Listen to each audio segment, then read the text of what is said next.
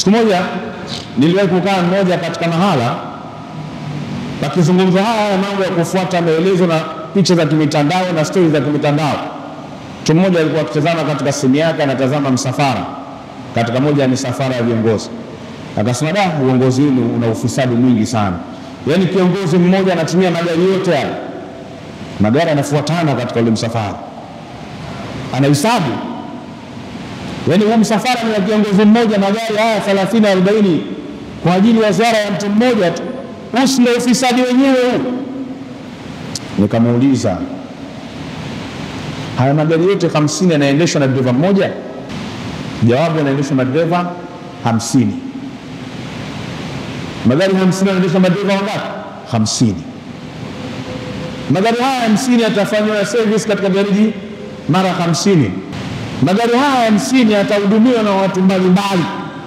Hivi ushajiuliza, huyu dereva ambaye anaendesha mmoja katika haya magari 50, leo kiongozi aamue tu kutumia gari moja peke yake, wale madereva 49 maisha yao wanaishije na familia zao?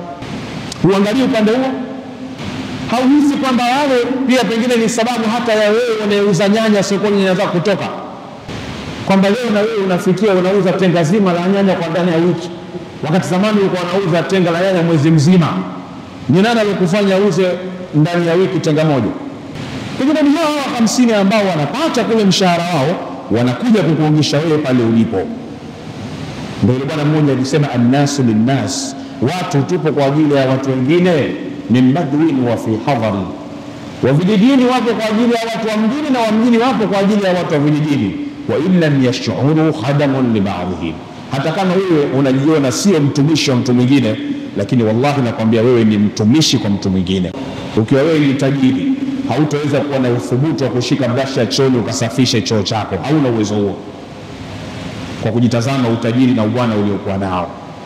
La usio yule ambaye ana dhiki ya maisha, akaja kuomba kazi nyumbani kwako, ukampa kazi ya kusafisha choo, umlipe kile unachomlipa, wewe maisha yako asingekuwa smart hivyo ulivyo. Leo tuna maendeleo, vyoo vina mitaro inakwenda baharini. Zamani vyoo vilikuwa vinapakuliwa.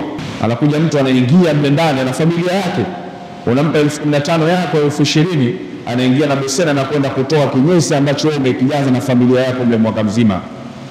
Unadhani naye angekuwa na pesa angekuwa tayari kuja kumtumikisha?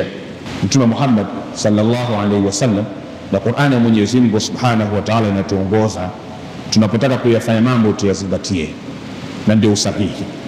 Zingatia kila unaotaka kulifanya, ujue uthubutu wake na mwisho wake ukoje. Ikiwa kheri lifanywe, na ikiwa shari liache, tena kana mbali.